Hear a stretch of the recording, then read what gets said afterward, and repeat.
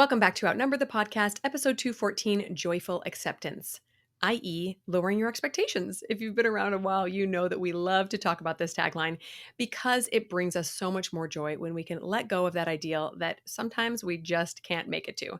Today, we're going to talk about two main steps in getting to this place of joyful acceptance of the life that you currently live. First one is awareness of what's going on inside your mind, and the second one is acceptance of the things that you cannot change. So let's dive in.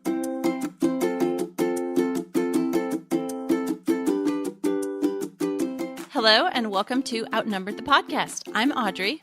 And I'm Bonnie. We are experienced moms to a combined total of 19 children. In our weekly episodes, we explore relatable topics using our perspectives of humor and chaos. Tune in for advice and encouragement to gain more joy in your parenting journey.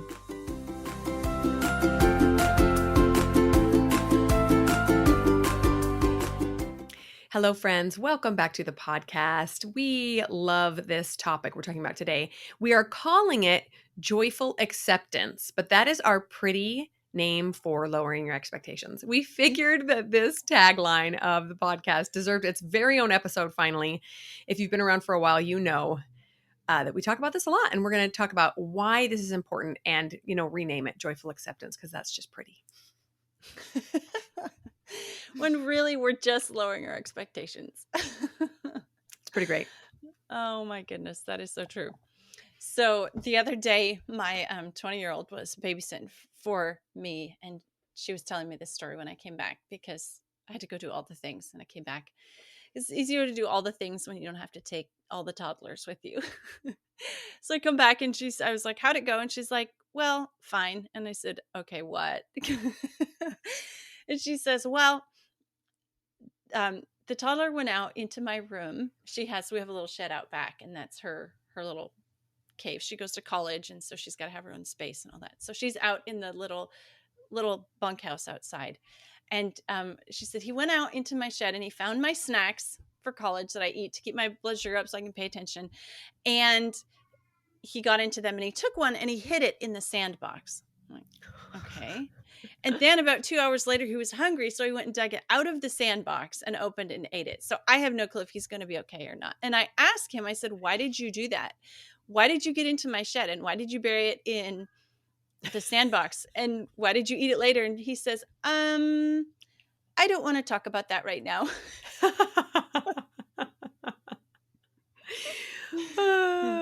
Which sounds like something he stole right from mom's mouth. I'm not going to talk about that right now. I'm not interested in that conversation. That is hilarious.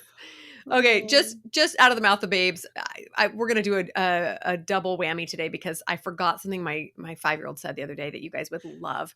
So we were in the car and she was singing or doing something annoying. And her older brother said, Alice, if you don't stop that, I'm going to beat you up. And he's mostly kidding, of course. But she just looked back at him and went, oh, yeah, try it. Which is just on par for her personality. It was like, oh, yeah, I'd like to see you try to pull that one off. Yeah. They're just so funny. Oh my goodness. My two that are about those same age as your oldest, and then 5. They have a really good, funny relationship too. And they're always like trash talking each other like that. And I'm like, you know what, sweetheart, you have to learn that not every 17-year-old male in your life is going to respond to you like this. Yeah. And they're both boy girls too, which is kind of funny too. Yeah. Yes. Maybe it's just kind of like this little banter. Yeah. That's cute. Okay, so back to the topic at hand. As I'm learning more about managing my mind, what I'm learning is that there are 2 major steps to kind of leaning into the greatest possibility for my life, right? And those 2 steps are 2 A's, easy to remember: awareness and acceptance. So we're talking today about all the things in your life that are not the way you would like them to be, that cause some conflict, right? Awareness and acceptance are key. Oh my goodness. Like, how is it that we can go through life so unaware? Well, I know how it is because we all have like a toddler hanging off one leg and we're carrying a baby in the other, and we're like trying in our head to, sort laundry and figure out what time supper's supposed to be and what are we going to have for supper anyway. That's how we can go through life so unaware of what's going on in our own selves, because we have so much that we have to pay attention to that's going on around us. But we do have to pay attention to those stories in our mind. We have to just pause, find a quiet place, listen to what we're thinking, because it's going to help us or hinder us and make everything else that we're doing easier or harder. So we listen to our mind, we pay attention to the stories our mind is telling us, and then we accept the results that we've created, or we accept that we have created results based on those stories. And so we either accept that, or we decide we're going to tell new stories, make new results. And this, like, it's so important to do this, because going back to what I said, it will make our life easier or harder, those stories that are inside our head. Yes, absolutely.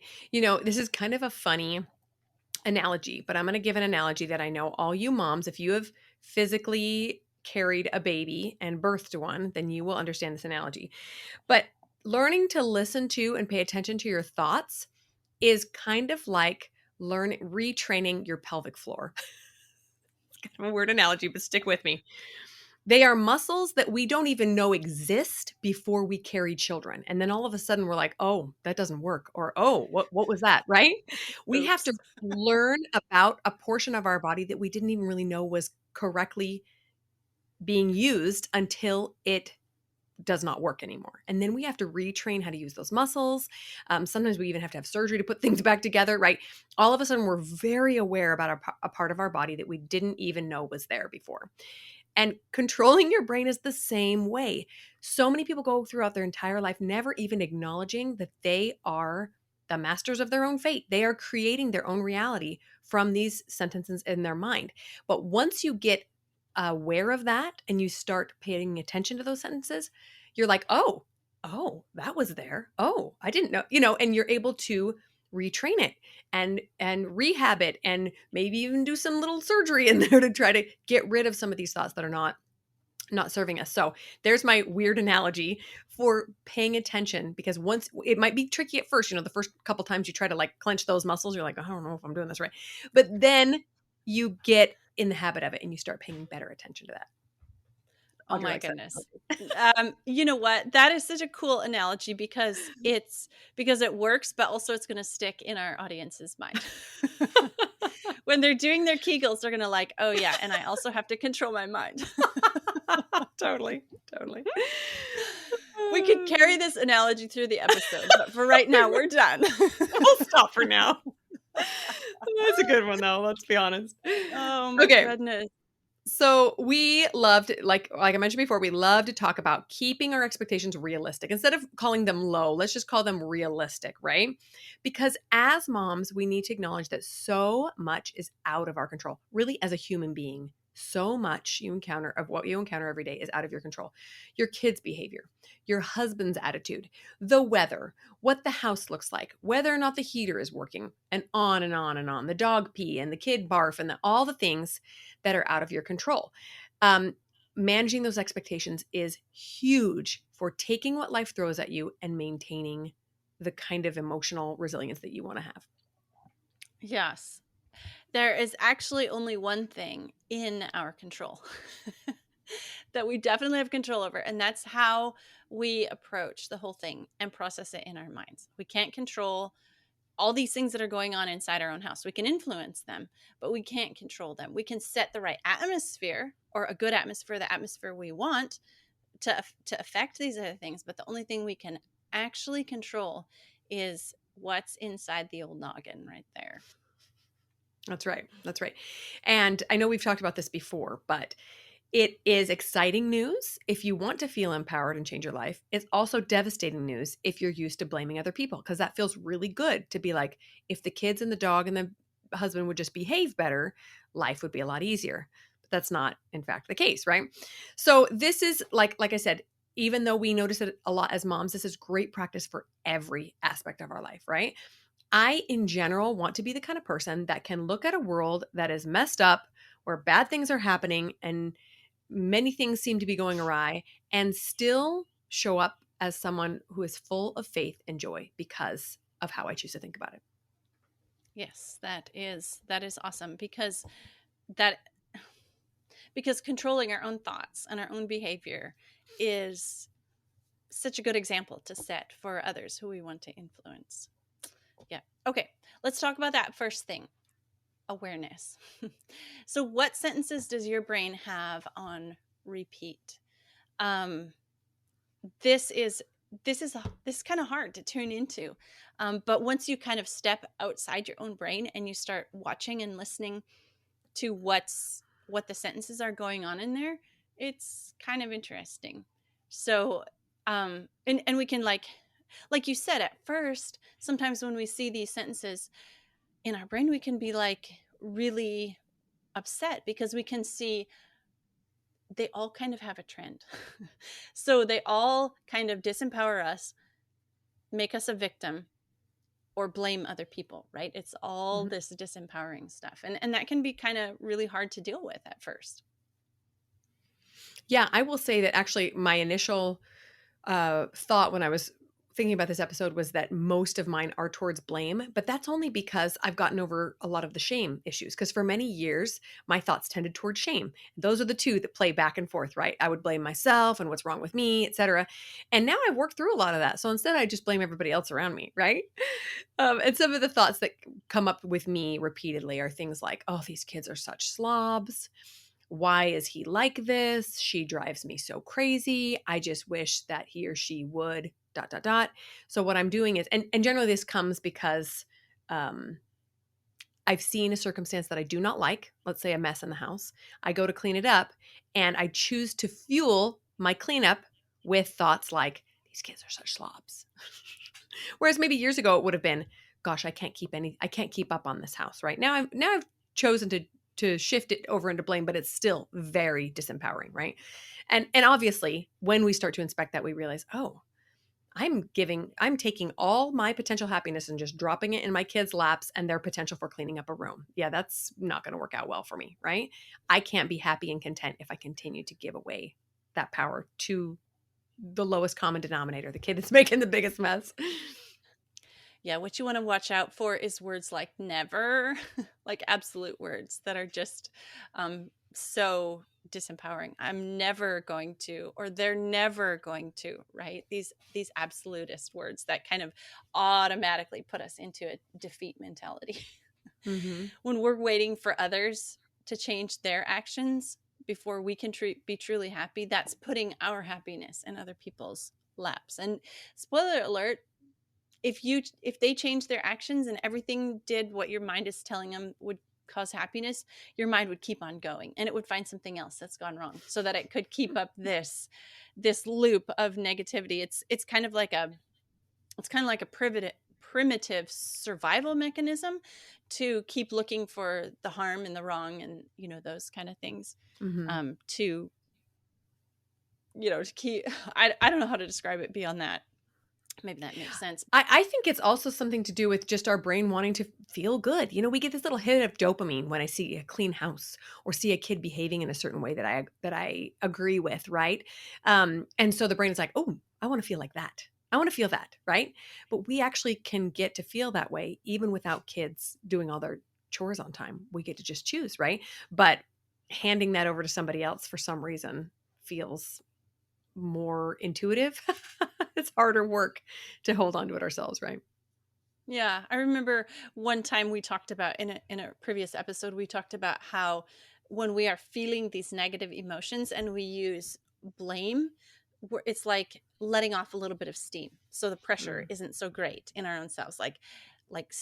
Blaming somebody else, that's like taking the focus off of the negative emotion in us that's causing us to feel that way, and it doesn't fix anything, but it lets off a little steam. It just Hmm. lets off a little pressure so that we can keep on going, and it never never gets fixed. Right. Right. Yeah. So watch out for that. And none of this should cause us any like judgment, or we shouldn't get angry at ourselves for thinking this way, but just to be super interested in it and like, oh, listen, every time I clean up the house, my brain goes to, these kids are such slobs. I wonder what that's about. I just really like to call my kids names. What's going on? Do I really expect them to keep up better than we are? Just kind of probe a little bit, figure out what's going on in there. Right, that's all part of the awareness thing, is Yes. to listen, be aware of what's going on. Just like if you're going to shut yourself down, oh, I'm such a bad person for thinking these thoughts, well, that's not going to fix anything. But Hmm. it's just the act of listening. That's the first step. Just listen, be aware, just listen. Yeah. Yeah. Okay, so number 2, after the awareness, we need to come to a place of acceptance. So changing these like mental tracks that are going through our head, songs we play on repeat, can bring us to a place where we can learn to love what we have and stop fixating on what we don't. And what a miraculous place that can be, right? Just acceptance of what is. Ooh, that's kind of hard though. Uh-huh. Like we don't get to change anything. We just have to accept it the way it is. No, but when we're thinking different thoughts about it, that helps us to accept. So we're not, when we become aware of the bad thoughts, we don't have to, we're not accepting the bad thoughts. We're aware of the bad thoughts, the negative thoughts, the disempowerment, and that's what we can like start working on. Our tagline, lower your expectations. Or joyful acceptance, it can be tricky, because once you've lowered your expectations a little bit, and you've come to the acceptance that, okay, my my living room is never going to be in the condition that I want it to, or whatever.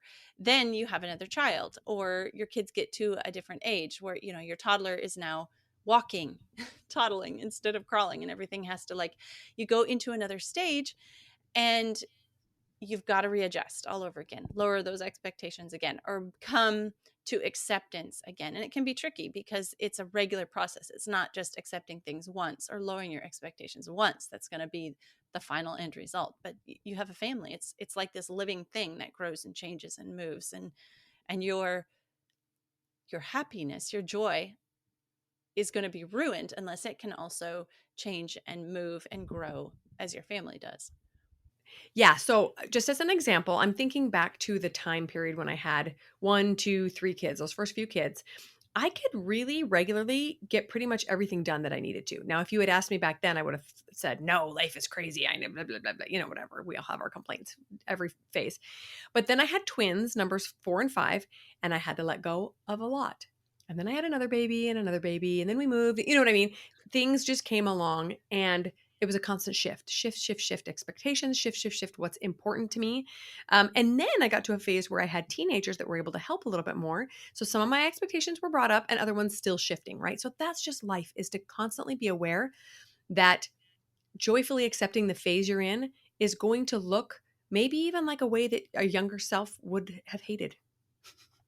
My younger self would probably be so excited that I have all these kids, that I have this home, that I have this business. And she would also be horrified at the state of my floors, like so grossed out. I actually visited a friend once who had a bunch of kids when I was young with 1 or 2, and remember thinking, how does one's floor get this disgusting? And there was quite a bit of judgment for me in my head. And I'm like, I know, I know how. Pick me. I've got the Yeah, answer. I got the answer. Yeah. So, and the point of all this is that as we come up against obstacles that we can't necessarily change, or that require a lot of work, mental gymnastics to get to a place where we can accept them, we grow, right? I am so much more patient and kind and understanding and long suffering now than I was 15 years ago, because I have gone through all these experiences that show me that it just doesn't matter. The things that I'm fixating on do not matter as much as the kids or the other priorities, the higher priorities. Yes. Yes. Okay. Some examples of places I've lowered my expectations. Back when I had 1 to 3 kids, they all took a nap together. And I had this at least hour to 2 hours where I could get all the things done. And man, I could cram it into those 1 to 2 hours. Like I could have my house perfectly back. It was Mm-hmm. gorgeous. I could get supper in the oven. It was like, okay, woo. But then they grew up a little bit and they didn't take naps, and they like took my time during that nap time when I got things done. So yeah. It wasn't like I couldn't have a definite 1 to 2 hour slot where I could clean or catch up on things or do things for me. An example of something I've had to let go of, I know I've talked about it on previous episodes, is as my kids have grown, they have started cooking in the kitchen with me. And younger me would have been so excited to have other people helping out with the cooking. And and not having to do 3 meals a day like I did when I had 1 to 3 kids, right? I did all the meals every single day, all 3 meals. Now it's pretty rare that I cook 3 meals in a day. And I will have even gone days before where I haven't cooked a single meal because I've got kids interested or got kids assigned. But the thing that I've had to let go of is the state of my refrigerator and the organization of my cabinets. Mm-hmm. And I remember looking in my sister's refrigerator, and she has 2 kids. And I was like, oh my goodness, I hope she never comes to my house and looks in my refrigerator. But my kids do so much help and so much cooking. And I wouldn't let go of that. So I've had to lower my expectations, joyfully accept the condition of the inside of my refrigerator. And we clean it and we organize it. But when you've got 5, 6 cooks in the kitchen, it just doesn't stay. Yeah. Yeah. You know, this reminds me of a experience I had when I was a kid. I went to my aunt and uncle's house that had a bunch of kids. They were super inspiring. One of the reasons I wanted to have a bunch of kids because their house was just so much fun all the time. And I remember one time coming over and my cousin was just like, "Oh, do you want to make some cookies?" I'm like, in the middle of the afternoon? Well, don't we need to ask your mom? No, let's just do it. I remember thinking, wow, this is so exciting. Cookies at 3 p.m. with no permission. Anyway, so my daughter had a bunch of friends over the other day and they made beignets or some fancy thing. And I remember thinking, how fun that we have a house where friends can come over and they can just make something for fun. Now, that being said, there were a few incidents. Oil splattered everywhere. They chose to have a powdered sugar fight at the end. And someone was relegated to mopping the floor like 4 times to get it fully clean. And then I also lost my salt and pepper for like 2 days because one of the guests put it in a place that we don't normally put it. And everybody's going, where is the salt and pepper? I don't know. It was in the pantry. But anyway, like the pros and cons, right? That life is half good and half bad. And every experience is going to show us some wonderful, amazing, fun things that we never anticipated, and also some really frustrating, annoying things. If we can just manage our minds, we can focus on the things that bring us the most joy. Okay, so I want to make you guys aware of something really quickly that occurred to me when I was planning for this episode. Having high, or I should say unrealistic expectations is essentially a continual comparison game. Only instead of comparing yourself to someone else, you are comparing your current beautiful, amazing life with an imaginary one that is perfect, but your brain has completely made up. Isn't that interesting? Right? We all know comparison is the thief of joy, right? But we like to make up these stories in our head that like, oh, it should be like this. And so instead of enjoying these blessings and these miracles that we have in our life, we just keep comparing it to the non-existent perfect ideal. Yeah. What a tragedy to miss out on the amazing children, home, husband, life that exists in reality, what really is, simply because it never measures up to the picture in your head. That it's not real. The picture in your head is not real. I remember this reminds me of one time I said to my grandma, I said, Grandma, was your house ever dirty? She was like, Audrey, of course my house was dirty. Yeah. I was like, but it's always so perfect now. And she's like, yeah, but you go ahead, enjoy the life that's in your home right now because you'll miss it someday. And I was like, oh, okay. Yeah. I could do that. I think we talked about this in our episode about what I'd tell younger me about messy houses, but messes in my mind now equal living. And they didn't for a long time. They equaled failure. They equaled imperfection. They equaled me falling off the bandwagon in some way. And now I'm better able to look at them and see life exists here. Like the toys are out because the kids were playing, and the papers are everywhere because they were being artistic, and the shoes are everywhere because they came in and out playing with friends. And what an amazing shift. So powerful. So how do we get off this merry-go-round of comparison and disappointment and over?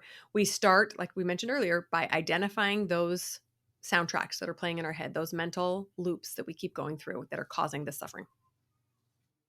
Yeah.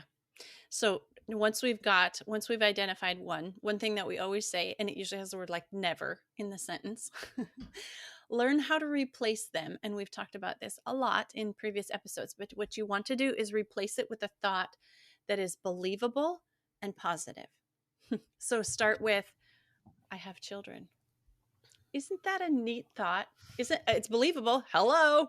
And isn't that a neat thought? I have children. And so like just the depth of gratitude that comes to me when I say that sentence, I have children. Wow. That's amazing. So that's a believable thought. And it plants this little seed of gratitude that starts to grow into something really, really huge over time. So for me, that's been the key. Believable thoughts and positive thoughts. Yes, I love that. Just following up with the messes and the children. I follow a woman who has struggled with infertility for many years. And she recently did a video. She just had another baby. She recently did a video of the state of her master bedroom. So there's like a bassinet and diapers and wipes everywhere and clothes on the floor and just, kind of a tornado. And the whole video was, look at all my blessings. Look at this proof of life that this baby came to my family and erupted this mess in my room because it means I have life in my room now. And I just thought that was so beautiful. And could have equally been swapped out with a negative thought, something like, what a mess. This postpartum period is so hard. I hate this. This is frustrating, blah, blah, blah. Right. So we also need to decide, and we talked about this, some more logistical steps towards this in the Messy House episode, a couple other ones we can link to, but you need to decide what expectations you are not willing to let go of. So we're not saying you just let your home devolve into a pigsty and a health hazard and you give up on everything. No, not at all. But you have to choose your battles and you have to decide what you're willing to let go of and what you're not willing to let go of. Yes, yes. For me, that's I let my kids manage their own bedrooms until we're going to have company, and then I take over.